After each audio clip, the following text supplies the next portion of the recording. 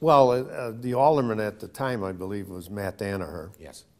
And so Matt called, the group of us together, and I know I was involved, and I know Bob Solat was involved, and many precinct captains were called together and said, we don't want trouble here.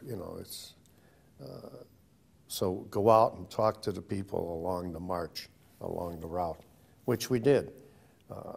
I know I knew some people at this one particular tavern. I was assigned out there and said, guys, just stay in, or if they come out, just be quiet.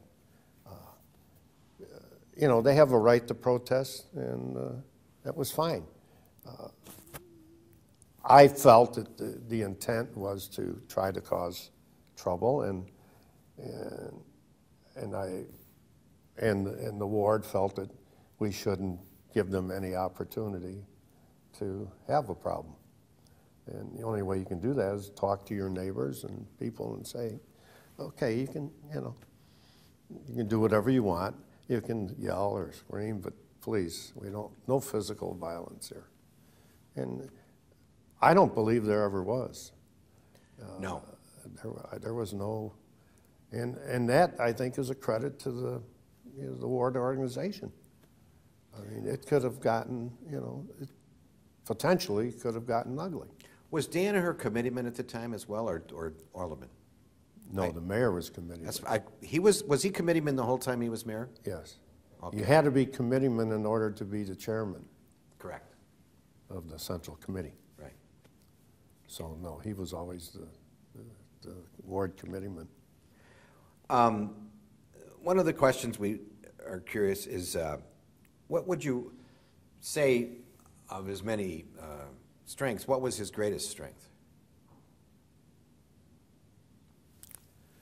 Well, I think his greatest strength was, I think, the coalition of neighborhoods, of people from the neighborhoods, and business, and unions. He really, to move the city forward, in the 50s and 60s, it took a lot to build all these buildings. I think his greatest strength was same way with like the Willis Tower. Or I knew it as the Sears Tower. Well, the city owned the alley, and so they came and said, "Mayor, we'd like to build, the world's tallest buildings, and but you own this alley that goes in the middle of the property." So, we all sat down. He had the corporation council come in and come up with a fair price. And, it was done immediately, and the business community knew that. Business community knew that they could work with the mayor. It really, if you would look at pictures before 55 and look at pictures of downtown after, they're major. He laid the foundation of this city, and his greatest strength. You can call him a dictator or whatever, but by having the power that he could get things done in Washington, D.C., and get things done in Springfield, could get things done in the county, all for the benefit of the city. I think that's the greatest strength he had. And I said, well, some people say dictator. I said, he's a benevolent dictator.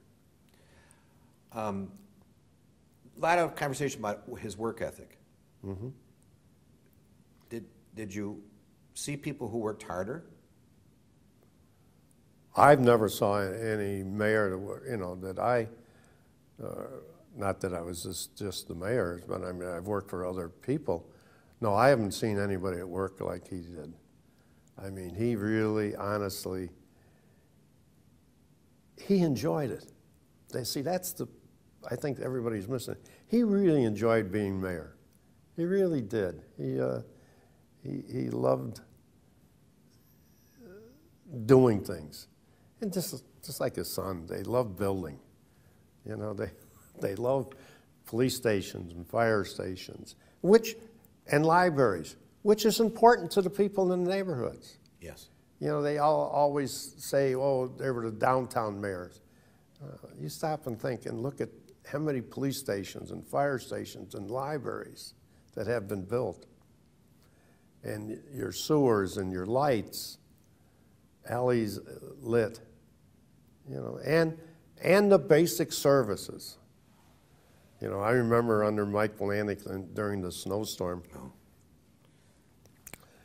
Rich Daley was state senator, I believe, at the time, and he kept calling us and saying, guys, you're forgetting other things. You're forgetting the garbage pickup, and you know, get those garbage trucks going down the alley and making ruts and picking up garbage.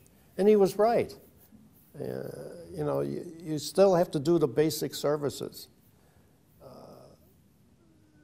People forget that they want they don't forget, they want their garbage picked up every week. They want this, they expect it. And when you stop, you know, like they're criticizing the mayor for parking or for this or for that. You know, I see it in Springfield. You see all the papers from all over. I just picked up a paper driving up today. Joliet, they just laid off 28 people. Well, that doesn't sound like a lot. But the city of Joliet, that's a lot of their workforce. City of Springfield, we laid off 4 firefighters and 6 police officers. Those are big numbers percent-wise to the workforce. Yes. It's hitting every city and every state across this country. This is really economic tough times. And it's amazing that he's been able to balance this budget. You know, the budget is 87% personnel cost. And the majority of your budget is police and fire. Right. And you throw in police and fire and sanitation, that's like 85% or so of your personnel cost. Well, you know, they keep coming in, well, we're going to cut. Well, what can you cut? I mean, you're only, this small thing, it keeps getting smaller and smaller. I think he's done a great job in trying to balance this budget. You know, did he do a great job with the Skyway? Absolutely. That was the, you know, $1.7 billion. That was a fabulous deal. I mean, really is. Because the Skyway, first of all, was nothing but a pain in the neck anyway. Right, it never paid. No. So, and everybody would complain when the city would raise the rates. It was the city, and, you know, and plus then you had all your unions. You had Teamsters, and your toll collectors were in the Teamsters union. But I mean, so yes, you know, are there tough times? Absolutely, and the strength of Richard J. was he knew how to tap in a lot of other sources, state, federal. Yes, yeah. A Tribune editorial in 1975 said something to the effect that the mayor and his budget director would be devising, what do they call it? Fiscal shenanigans to not to not raise the property tax. Well, whoever that person was in 1975, he probably was a sneaky sort of guy. But anyway, we also got some nice editorials from the Sun-Times talking about our AAA rating, and the state of Illinois ought to follow suit what Ed Bedore and Walt Knorr were doing, and blah, blah. But anyway. Of all the years I've been involved with budgets and that, and the one thing that has bothered me the most is property taxes. People expect police, fire, libraries, garbage, health, streets, but they don't want to increase my my property tax. I don't know how you balance that. I've always, I know I'm in the minority, obviously. And because every year, police and fire get 3%, 5% increases every year. Their health insurance goes up every year. Their pension costs go up every year. They get more and more benefits. And yet, you're not supposed to raise taxes. I don't know, how do you balance that? If you go back and look at the number of city employees, excluding police and fire, if you look at the number of city employees when Rich Daley came in '89 and what it is today, it's a definite decrease. Absolutely.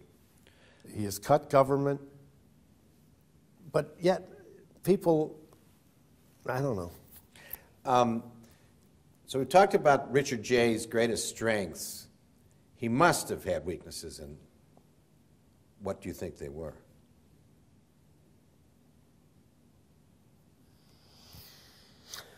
I'd be hard-pressed to, I suppose one weakness is that he put a lot of faith and a lot of trust into certain people that took advantage of it. And I won't say names, but I think that would be the only thing I could say. Did he grow with the times? Did he change with the times, or did he stay? I mean, was he thinking 55 in 75? Oh no, the mayor. He got to, I think, appreciate TV. Don't forget, 1955, who had TVs? Very few people. I mean, so TV was not the biggest thing, but he got to enjoy being in front of cameras.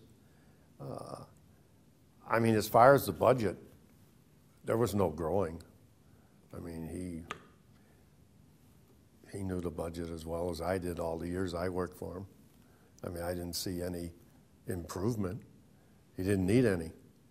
The only thing I saw is that he would appeal to the people.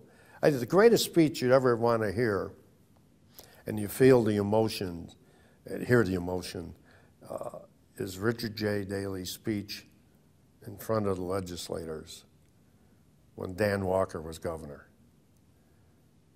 It's a speech about funding schools, education for handicapped children, children with special needs. Mm-hmm.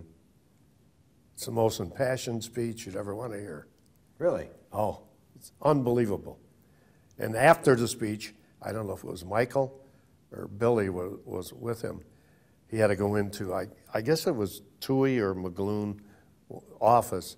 They had to get him on the couch, and they had to bring in a doctor, and he was so emotional.